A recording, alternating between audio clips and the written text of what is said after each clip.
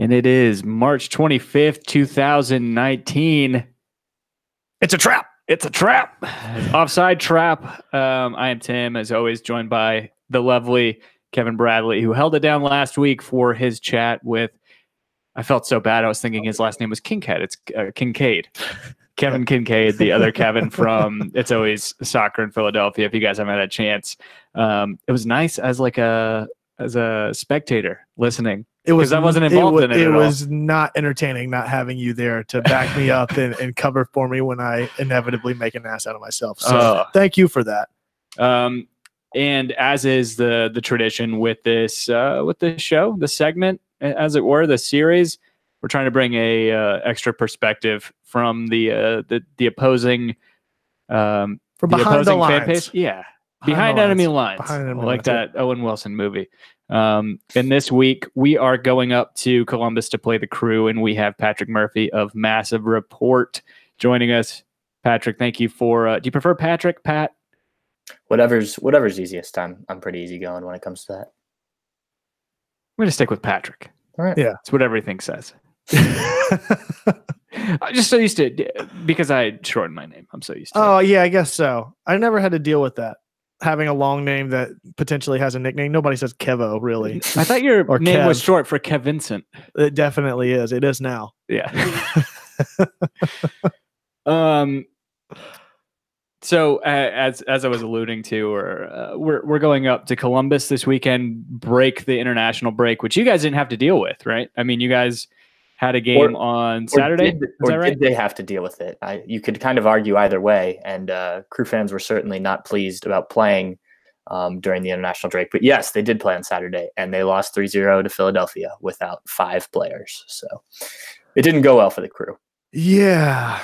We were kind of talking about this earlier, and being sports fans, you try not to read too much down the lines of doing sports math and trying to say, well, we drew Philadelphia and then they go up and pull out a win against Columbus. So then therefore we should win. But definitely sort of a backstep for Columbus, I would think, from the opening few weeks, playing Philly even without some of their players for the international break. What do you think maybe led to some of the downfalls in that game, or some points of concern, if there are any, playing outside of the 5 players not being in contention? Right. Yeah, well, I think there certainly are some issues, and I just wrote about this actually just a little while ago. But I think there were issues that maybe weren't, that were there over the first 3 games that maybe just weren't as prevalent because they were getting results. I mean, if you go back and look at these games, Crew were 2-0-1. The tie came in the opening weekend against basically the second team Red Bulls team because of CONCACAF Champions League. They brought, mostly a reserve lineup to Columbus, and it was a 1-1 draw. And I think people were, okay with that because it was the Red Bulls and they were the Supporters' Shield, and it was just the first game. And then you go to New England and win. And looking at it now, New England is not very good. And, it's only 4 weeks in, but this looks like one of the worst teams in MLS right now. And then you beat a Dallas team at home 1-0, and that's a solid win, I guess. But I think Dallas is still trying to figure out what it's going to be under Luchi Gonzalez after so many years under Oscar Pareja. And then you go to Philly, a team that might be better this year, but I'm not sure they're going to be contending for championships or anything like that. And you just lay an egg. And I think that the big issues were playing out of the back. They gave the ball away far too much coming out of there. And that hadn't been much of an issue the first 2 weeks. But the biggest thing is an inability to create offensive chances. And the Crew had this issue at times last year, only scored, I think it was 43 goals. A lot of those came from Giassi Zardes. The first 3 games of the season, he's got 2 goals, and center back Gaston Sarro has 2. And I looked this up today. Sarro had 3 total goals in his career before this season. So not a guy I think that they can rely on for goals. And it's just, the winger production has been an issue the last 2 years. The Crew traded Justin Merrim after the 2017 season to Orlando. He went down there, and that was he didn't last very long. No, and that was a huge debacle. He comes back, and played fine for the second half of last year, but just wasn't the scoring threat he was the year before. He just hasn't found that form. And he's very much a confidence player. Now, he did just score on international duty with Iraq, so maybe that helps things. But Pedro Santos is a guy, a designated player who fans have been really disappointed with. I think he's played fine. I think people just expected him to be more of a goal scorer, and that's not really his game. But he has one goal in a year plus here and has had plenty of chances to score more than that. He should be a guy that has 5-6 goals, I think would be a realistic thing. And then, creating chances and whatnot. So they need to find offense. This was an issue last year under Greg Berhalter. The answers that Caleb Porter's kind of given have been running a higher counter press, looking to kind of turn teams over as they come out of the backfield when the opponent loses the ball. And then you obviously get the ball back in better scoring positions. It's worked to some degree, and it may be the answer as the team continues to progress under Caleb Porter and get more used to that, because that is a bit of a change from how Greg Berhalter did things. But it was painful to watch this team offensively in Philadelphia. 1 shot on goal, 5 shots for the game. Yeah, they just couldn't do much. Now, like I said, no Giassi Zardes, who's been a guy who's scored with regularity. Will Trapp has been very good. Playing the ball through the midfield, at least at the MLS level, and they severely missed him. Federico Higuain played arguably his worst game in a Crew uniform. I was talking to some people after the game, and obvious panic when you lose one game, but is Federico Higuain done? And I don't know if he's done, but it is something that they'll have to consider at some point. But he played a poor game, so I don't know. This Saturday will be very interesting because I think it will tell us in Columbus, where this team kind of stands. Were the first 3 weeks a bit of a fluke and they just got results, or was last week with guys gone a fluke and they come out and play well against, what I still consider, despite the results, a very good Atlanta team. So I think it's a big test, for this group that's been together for some years, but Caleb Porter and his new coaching staff here, it's their first real challenge, in the early part of the season. Yeah, I think we're all sort of in this limbo state right now of trying not to read too much into results. And Sure. One of the things I want to caution a lot of Atlanta fans maybe listening to this, even if the result happens to go our way, I still think it's really premature to decide what this season's going to be. But you talking about a Columbus team that's struggling to find offense, I think that's been a lot of what's been disappointing to watch from the Atlanta side is trying to find them building some sort of consistency on offense. And a lot of that's been a change in personnel and a change in identity, but also a change in trying to find any sort of level of consistency in the build up and run of play. It'll be really interesting to see a Columbus tactic that relies on people pressing and then hitting on a counter, considering that is so contradictory to what Atlanta's been trying to do offensively under Frank DeBoer, which has been more of a risk-adverse, possession-based game that wants to draw maybe a bunkering team or a team more hesitant to play out of their backfield, out of position, and then get 1 or 2 quick passes to lead up to a breakaway and then maybe distribute over from the wing. So it'll, for a team that's anticipating a team pressing against them, it'll be sort of a battle of patience and will, I think, in this matchup, because I don't know that Atlanta's going to be that team that's going to press really high and really hard at the top of the line. Yeah, and I want to clarify just on the pressing thing, because this was something that I think fans had to learn here in Columbus when they heard Caleb Porter talking about pressing. It's not pressing in the sense that like the Red Bulls do, or some of these other teams that press all the time. It's more just if the Crew turn the ball over in the offensive third, they're going to look 5-6 seconds to try and win it back right away, as opposed to maybe starting to drop off. And they did that a little under Greg Berhalter. I think most soccer teams do. If you lose the ball and there's a numerical advantage to try and get it back, it makes sense to do that. But they've just done it more this year. And it's been a thing where when there's the right cues, when they see, hey, we've got this guy here and this guy here, and we can win the ball back after we've given it away, let's bust our butts to try and do it real quick. And then, maybe that gives us an advantage offensively. So it's not going to be a high press, system or anything like that. I think, for most people, when you watch the Crew play this year, it looks a lot like it has the last 5 years from Greg Berhalter. Caleb Porter's not different, unless you really get into kind of the nitty gritty tactical stuff.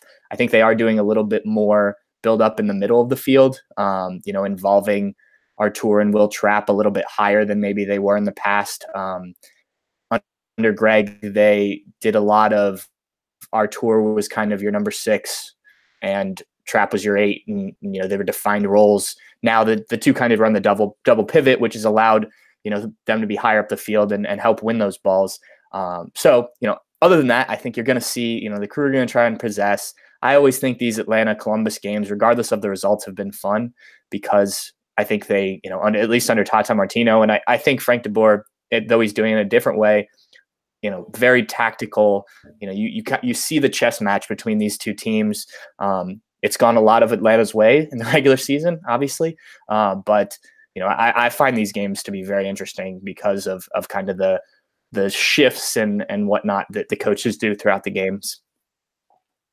So going into the game this weekend, are we going to see Gyasi Zardes back and Justin Meram? Are they going to come straight back into the lineup? Or yeah, I would think so. Now, it'll be very interesting with Meram because the game against Dallas right before the international break, they dropped him for Robinho, who's a young Brazilian kid they signed in the offseason. He was actually signed, or the process was started under Berhalter, so he's not even really a Caleb Porter signing, but he officially was announced under Porter. And he's kind of a speedy winger. I'm still not sure exactly if he's ready for MLS yet. I think it may be a year or so of him. I think he's more of a guy you could bring off the bench in the second half. But Meram wasn't playing well. They tried something else. They got a result. So it'll be interesting to see, if they go back to Meram, if they stick with Robinho. I thought Robinho was really bad against Philly. He was getting bodied off the ball quite a bit. And, he's a slight guy, but not enough to get, have the ball taken away the way he was. So, but I think, you'll most likely get Gyasi back in there, Will back in there. Zach Steffen's a guy who didn't play last week and didn't go with the national team because of they're calling it a minor knee injury. Sounds like he'll also be back this week. They didn't train today. They start training tomorrow. So we'll get a better idea there. But I imagine those guys come back from what it sounded like out of the national team camp after that last game. They're going to rotate the lineup a little bit. So, I don't even know if a guy like Will plays heavy minutes, Gyasi plays heavy minutes. And even if they do, I think, you probably, especially given the result last week and how the backups looked, you probably get them back in the starting lineup as quickly as possible, assuming, no injuries or anything. Yeah, certainly. I mean, if those guys are back, like you said, no injuries, and they're ready to just be reinserted in the lineup, you're talking about an upgrade at 1, 2, 3, 4 positions, maybe? Yeah. It's like immediate upgrade. So it's almost as if, we have to look back a couple weeks to even get relevant footage to prepare for, because I mean, we're guys that gave Gyasi Zardes as much guff as everybody else in the league before he went to Columbus. Sure. And then he came to Columbus and he's been lighting it up. And it's a guy you have to absolutely, he's one of the best number 9s in the league.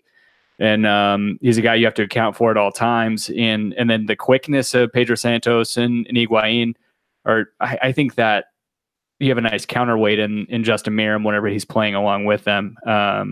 That you have to kind of you have different types of playmakers on that second line. What I think may give Columbus a little bit of struggle is if they're trying to maybe stack more players in the midfield and build up play from the midfield, is Atlanta's been trending in the same direction this season and playing a 3-back formation. And so now all of a sudden you've got 4 players on top of or 8 players really between the two teams in the midfield, sort of clogging up some of those passing lanes, and how that may have to adjust some of the tactics that both teams employ. We saw Atlanta kind of change their approach against Philly, where they were bombing passes forward in possession up to the wings and then trying to get some crosses over. And some of those led to some 50-50 balls and losses in possession. So if you do have a lot of numbers, how does Frank de Boer's tactic? That's the big thing that I'm trying to watch, is how Frank adjusts to different offenses and different lineups in the formation that he's putting out there every week. So we did have a question in the live chat. We can get to that. We can get to that with whenever we get to more of the, good point. Good point. So I want to get your impressions so far. I mean, you've touched on it a little bit, just your impressions with Caleb Porter so far. Obviously, Greg Berhalter had a great tenure there. Obviously earned himself the head coaching job with the men's national team. There was a lot of fanfare around Caleb Porter being the successor just due to his success whenever he was with Portland and just the pedigree that he has in his career in MLS and before. I mean, what has he, we're kind of dealing with similar situations. Has he kind of lived up to the expectations? What if any expectations did you guys have coming into the season with him? I think the expectations are to kind of maintain, and in his eyes, and he talked about this his introductory press conference, elevate this team from the success they had under Greg Berhalter.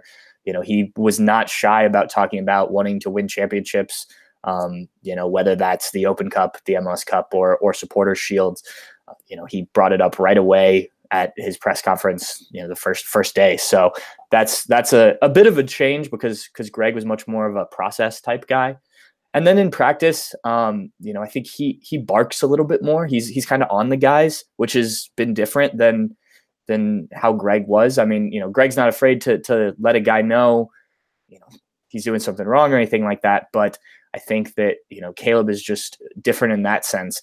But other than that, in terms of, like I said earlier, the way they want to play, it's both a possession attacking system. I think Caleb has learned in MLS, and Greg did this too over his time, but that you need to be able to adjust to things. I think, if you go back and look at the run that Portland made in 2015 when they won MLS Cup, it wasn't the same Porter ball that he'd played the first couple of years there and made famous at Akron and whatnot, that possession style. They went to a more counterattacking style because of the personnel they had and what was working, and they went on a huge run that pushed them in the playoffs. So, we haven't seen a ton of variation yet, but I think you may see some more of that than under Greg Berhalter. I think a lot of it, though, is still the same. I think that fans were very excited about him because of what he'd done before. He's a Midwest guy, grew up in Indiana, went to Indiana University, played there, and, said he was, coming to crew games throughout that time because, before the fire, even that was the closest place to go, and then obviously when he was at Akron, that's a, hour and a half, 2 hour drive down. So a lot of familiarity, which I think people liked. He can talk about the crew back in the day with no problem. But yeah, I think it's, like I said, a lot of the same ideas. There wasn't a lot of time given when he was hired because of all the stuff that happened with new ownership to make a lot of changes here. I think that could be something we see this summer, even next off season, when they move some personnel if they feel like they need to. But so he's working with a lot of the same guys, doing a lot of the similar stuff. I think that could change maybe once he starts to bring in his own players. But yeah, right now I think they've been very similar. I think the expectations are the same. I think fans expect there to be a run to the playoffs, and then you kind of see what happens there, especially with the new MLS playoff format when you're only playing one game and you can advance the next round. So but I do think he has set the bar at, hey, we want to be a team that's contending for things all season and not just make a run to the playoffs at the end of the year, which I think that's ideally what Greg wanted to do, but it was less talk about that on a kind of weekly basis. Yeah, you mentioned a little bit about fans' expectations regarding playoffs or his performance. I guess, what are fans' expectations? There was a lot, and we talked to you before we started the show. I'm sure you guys are sick of hearing and talking about the whole Save the Crew movement, but the crew is here to stay for the time being and for as long as we can hope to see you guys in the league. Yeah. what's the new expectation? Has there been a newfound commitment to the team from the culture or the fan base, and what are those expectations going forward now that there's some sort of renewed ownership or investment in the team from the front office? Yeah, I think there is definitely new expectation. When you get a new ownership group, that features the people that own the Cleveland Browns, and then a local guy in Pete Edwards, who was the team doctor since 1996 here, and has been around the team since then, and is a guy that fans were familiar with because of that. I think that changes things. No longer is your owner living on the West Coast and only around from time to time. Now, they're present. The home opener, the whole Haslam family was at the game, and on the field before the game. Pete Edwards has been at functions, pretty much all off season since the ownership was announced. So that's a big difference. I think that the Save the Crew movement, if it did anything, it kind of raised awareness that for a club that maybe in the community had gotten a little stale. It's been since 1996. I think that that was a time when soccer was just starting to get popular, and so at the beginning it was cool and new, and then you get into that lull. And I think a lot of original MLS teams have seen this, where unless you're winning, a lot of places have struggled attendance wise. You look across Chicago Fire the past few years, that's for sure. Chicago, Dallas, even Houston, which wasn't a 96 team, even, the Galaxy, when they haven't had a Zlatan or somebody have, not gotten. I think a lot of that has to do with where MLS was putting stadiums and stuff at the time. But, so I think the Crew went through that, and, the Anthony Precourt ownership didn't help matters. We can debate when the Austin move kind of came into being, but I can tell you firsthand, the marketing in the last couple of years here was very small. There's a example that was going around a lot last year. I forget what game they played, but the local broadcast during halftime, I think it was, played an advertisement for a game that was 2 weeks old. They just hadn't updated the ads for the next home game. Things like that. And I talked to one of the guys before the Philly game, and he was asking me about the plans for the new stadium, which they hope to open in 2021, which will be downtown, and that'll change things a lot, I think. But we were talking about the current stadium, and he was asking if they've done anything different there, and they have. And it's like things as simple as making sure the toilets in the bathroom work, and the lights work.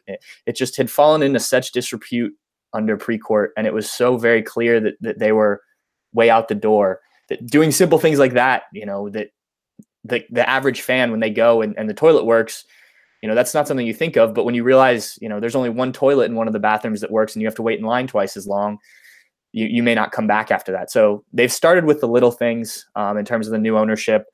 Again, it's just been since January, but even the signage at the stadium, that stuff hadn't been updated in terms of, they'd updated it when players had left, but now it's new graphics of guys like Higuain stuff that, it just looks fresher and whatnot. And Mafre Stadium is what it is. It was built in a matter of months because the Crew were playing at Ohio Stadium, where the Buckeyes play football, and that was going under renovations during the summer, and they had to get out or they weren't going to have a place to play. So it was built quickly, and you can just tell that. But doing the little things has been a big difference.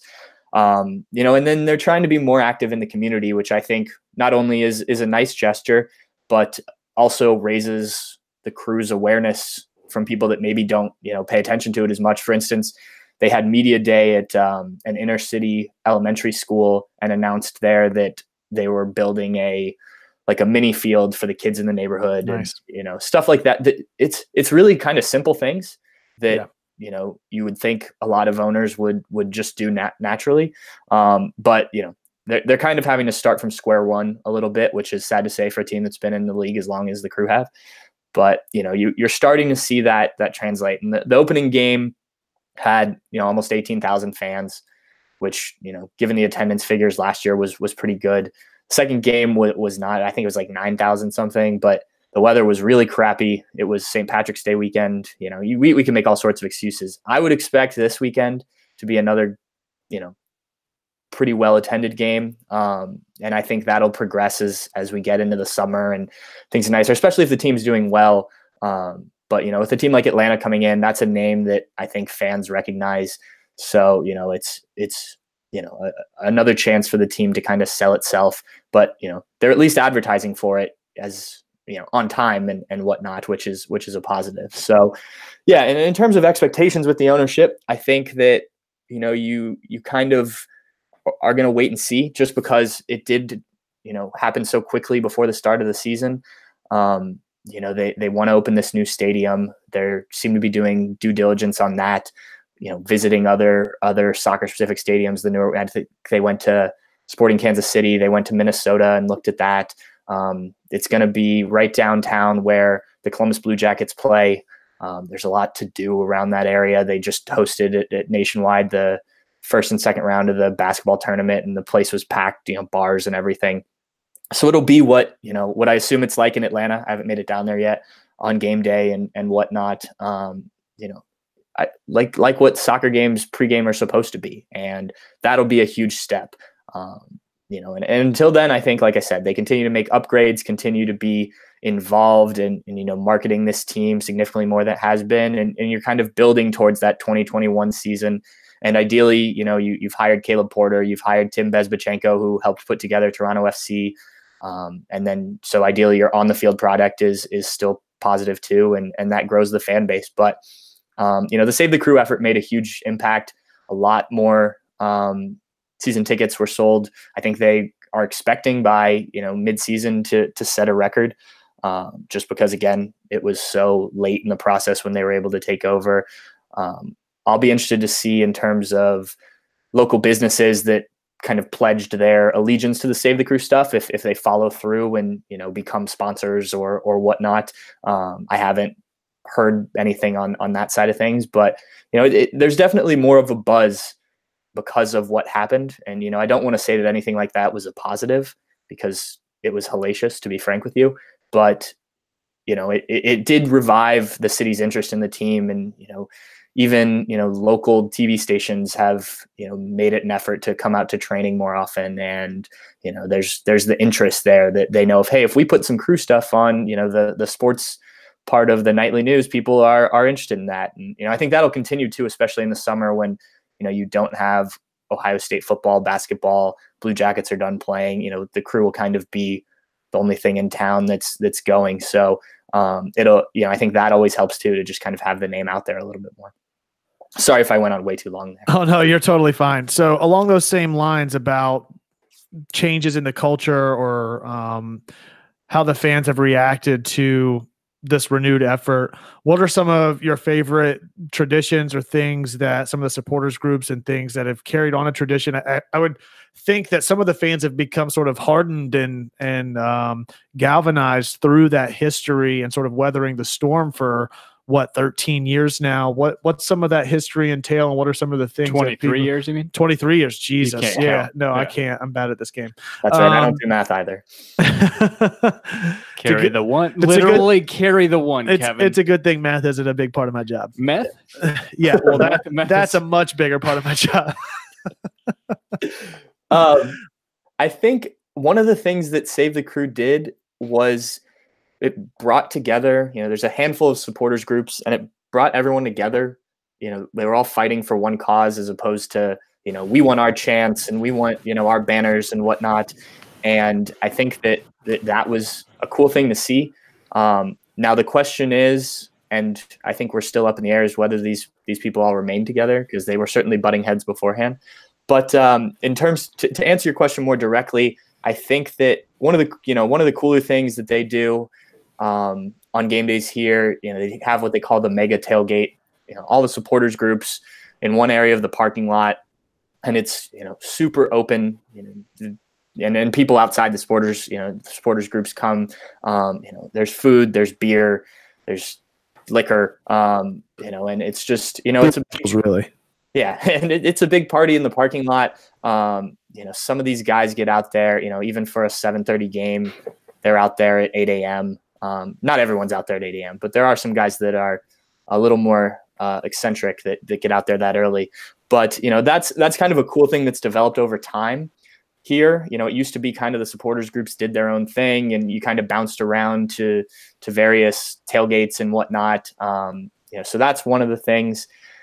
There's also been a renewed effort in terms of tifos and banners and whatnot. And that was always a thing that had been done here. But I think last year, again, with the Save the Crew stuff, there was a lot of effort.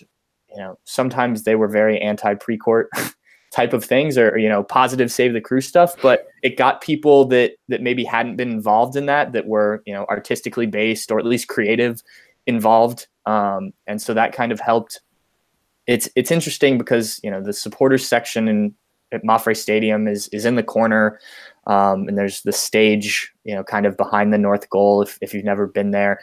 So, you know, you can see it on TV, but you know, it's not the ideal tifo raising spot. And you know, it looks like from their ideas for the new stadium that, you know, there'll be more behind the goal type stuff, which is, I think, kind of the more soccer tradition for that type of thing. So there's that stuff. And move downtown, you know, in terms of the tailgating and whatnot, because there's not a lot of parking down there. That's something that I think will have to be addressed. Whether, you know, I know for instance, in Cincinnati, they've, you know, each supporters group has their bar and people kind of bounce around and then they all march to the stadium together. So I'll be curious to see what kind of happens there, because that has become a pretty cool thing. But yeah, well, you know, that's something for them to decide as we get closer to that.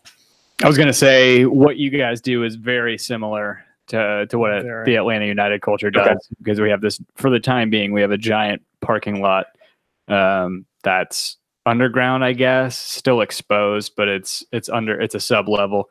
Gotcha. And all of the supporters groups, official and non, they all get together and do the same thing. Had a quick question from Tony Neitzel in the live chat. He brought up something interesting, something that kind of intertwined the teams in the rumors.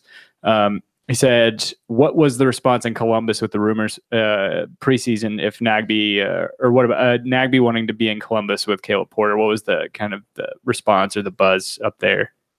I think people were excited, especially, you know, the less tactical people. Because, I mean, I think, you know, from my perspective, it was like, yeah, Nagbe would be a great addition to this team, but I don't know where he plays. You know, you've got two established guys in there. Will Trapp played under Caleb Porter at Akron, so he's obviously familiar. Artur has been pretty good. You know, do you put him on the wing? He's not taking Higuain's spot, you know, so it would have been interesting to see. But yeah, I think that's a name that people certainly knew, and especially because he went to school at Akron. I believe he's from Cleveland, the Cleveland area. I know he's from Ohio, but yes. So, you know, I think there was certainly a buzz about that. I think it, you know, kind of happened, and then you didn't hear anything about it for a while, and then it went away. So, you know, I think that had there been more coming out about it, maybe it would have carried on a little bit more. But yeah, people, you know, when we wrote about it, you know, people were commenting and, you know, excited to kind of get a guy with that recognition, you know, if it would have come. And I also think people were interested that a guy like that wanted to come to Columbus, you know, that Caleb Porter maybe has that kind of pull. And not to say Greg Berhalter didn't, but, you know, Caleb's just kind of had been in the league longer and, you know, won a championship, which Greg didn't. So I think that was something that Crew fans were, you know, excited to hear, that an American international like that, you know, may or may not have wanted to come to Columbus, or at least that was out there. So I guess in closing, what are your expectations for the game this weekend? What's your score prediction, and what do you think is the final result? That's a good question. I was literally, before I came on with you, watching that Atlanta-Philly game to get a better idea. I mean, I watched the Champions League game, most of the Champions League games, Atlanta.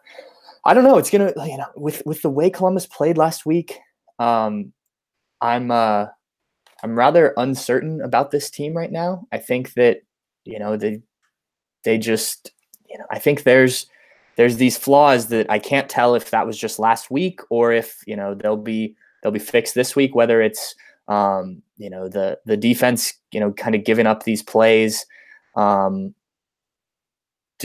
giving up balls out of the back and not making tackles, or if they'll go back to the way they were the first couple weeks where, they were very sound defensively. I think Zach Steffen, assuming he's, healthy from the knee injury, makes a big difference, not only in terms of the saves he can make, but just organizing the back line. Absolutely.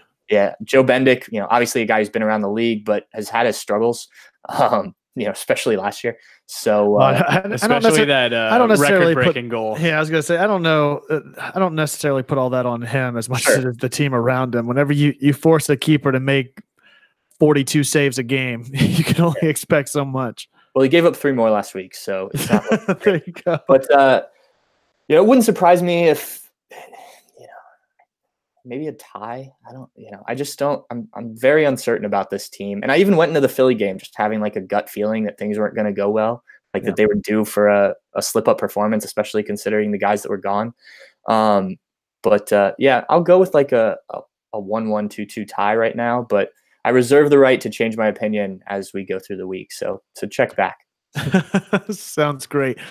So speaking of checking back, where can the people check back to find all of your thoughts, opinions, and breaking analysis for the crew throughout the week and weeks to come? Yeah, we're at massivereport.com, and we've got a pretty sizable staff at this point. So we do, I think, pretty good work when it comes to the team. So if you're looking for updates on that, we'll, certainly come check our stuff out. And then, personally, I'm on Twitter at @Pat_Murphy. And then the Massive Report account's just at Massive Report. So we'll have stuff throughout the week. I also cover Ohio State football and basketball. So if you don't want updates on that, maybe don't follow me on Twitter. This has been my favorite couple of weeks as a Clemson fan, talking to FCC fans and now these Buckeye fans. This has been awesome. Right. I imagine so. I guess I'll say the same score prediction this week as I said that week. My score prediction for this week, 31-0. Okay. That's okay. I should have seen that. Thanks so much, Patrick, for coming on, man. It's been a lot of fun. Looking forward to this weekend. I think you said it perfectly. These games have always been a lot of fun to watch, no matter what the outcome is, and I expect nothing less out of this weekend's matchup. So if you're ever down in Atlanta, be sure to hit us up, and we'll take you. We've been telling everybody we're going to take everybody on the Cup tour to Magic City whenever they come down to watch an Atlanta game. So, well, I need to get down there at some point because what you guys have done down there is pretty awesome. So I will let you know if I make it down this season. Awesome. Yeah, man. we'll show you a good time. Sounds great. Thanks so much, Patrick. Yep, absolutely. All right.